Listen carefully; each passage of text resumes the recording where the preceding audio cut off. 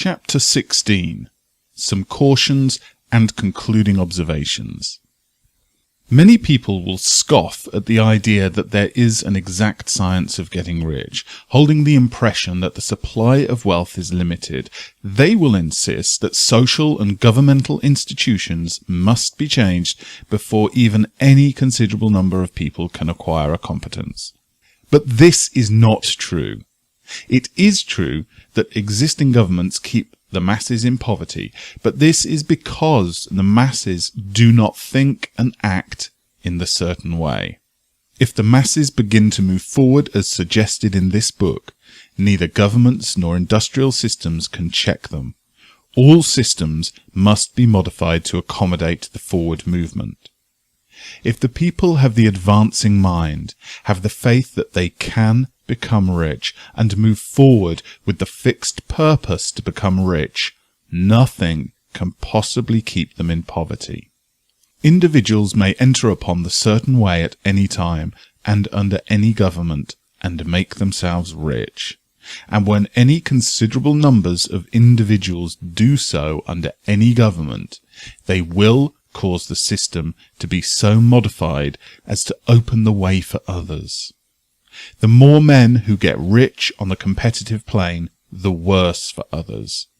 The more who get rich on the creative plane, the better for others. The economic salvation of the masses can only be accomplished by getting a large number of people to practice the scientific methods set down in this book and become rich. These will show others the way and inspire them with a desire for real life, with the faith that it can be attained, and with the purpose to attain it. For the present, however, it is enough to know that neither the government under which you live, nor the capitalistic or competitive systems of industry can keep you from getting rich.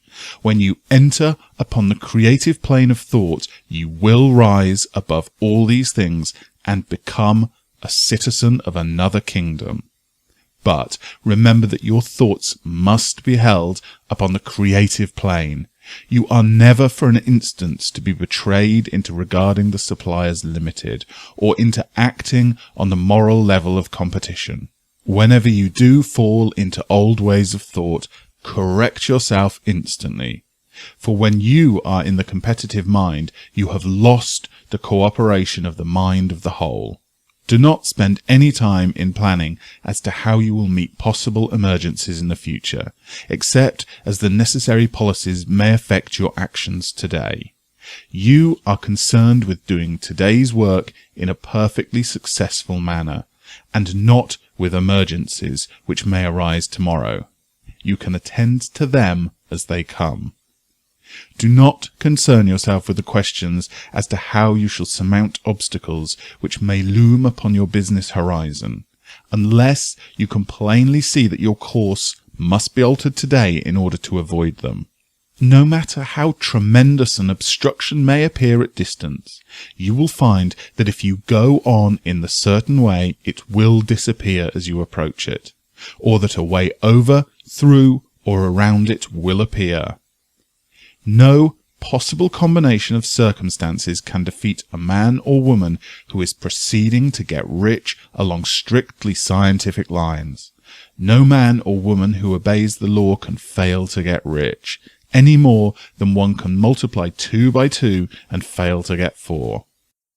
Give no anxious thought to possible disasters, obstacles, panics, or unfavourable combinations of circumstances. It is time enough to meet such things when they present themselves before you in the immediate present. And you will find that every difficulty carries with it the wherewithal for its overcoming. Guard your speech. Never speak of yourself, your affairs, or of anything else in a discouraged or discouraging way. Never admit the possibility of failure, or speak in a way that infers failure as a possibility. Never speak of the times as being hard, or of business conditions as being doubtful. Times may be hard and business doubtful for those who are on the competitive plane, but they can never be so for you. You can create what you want, and you are above fear. When others are having hard times and poor business, you will find your greatest opportunities. Train yourself to think of and look upon the world as something which is becoming, which is growing, and to regard seeming evil as being only that which is underdeveloped. Always speak in terms of advancement. To do otherwise is to deny your faith, and to deny your faith is to lose. Never allow yourself to feel disappointed. You may expect to have certain things at a certain time and not get it at that time, and this will appear to you like failure. But if you hold to your faith, you will find that the failure is only apparent. Go on in the certain way, and if you do not receive that thing, you will receive something so much better that you will see that the seeming failure was really a great success. A student of this science had set his mind on making a certain business combination which seemed to him at the time to be very desirable, and he worked for some weeks to bring it about. When the crucial time came, the thing failed in a perfectly inexplicable way. It was as if some unseen influence had been working secretly against him. He was not disappointed.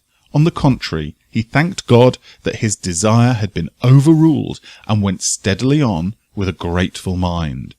In a few weeks an opportunity so much better came his way that he would not have made the first deal on any account, and he saw that a mind which knew more than he knew had prevented him from losing the greater good by entangling himself with the lesser. That is the way that every seeming failure will work out for you, if you keep your faith, hold your purpose, and have gratitude, and do every day all which can be done that day, doing each separate act in a successful manner. When you make a failure, it is because you have not asked for enough. Keep on, and a larger thing than you were seeking will certainly come to you. Remember this. You will not fail because you lack the necessary talent to do what you wish to do. If you go on as I have directed, you will develop all the talent that is necessary to the doing of your work. It is not within the scope of this book to deal with the science of cultivating talent, but it is as certain and simple as the process of getting rich. However, do not hesitate or waver for fear that when you come to any certain place you will fail for lack of ability.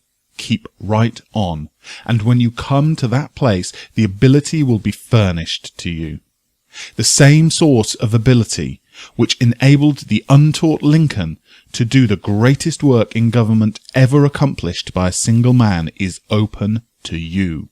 You may draw upon all the mind there is for the wisdom to use in meeting the responsibilities which are laid upon you.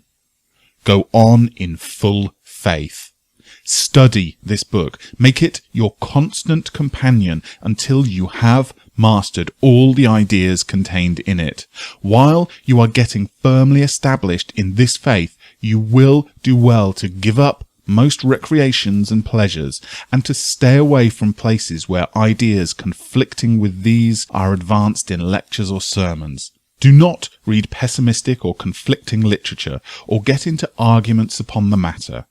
Do very little reading outside of the writers mentioned in the preface. Spend most of your leisure time in contemplating your vision, and in cultivating gratitude, and in reading this book.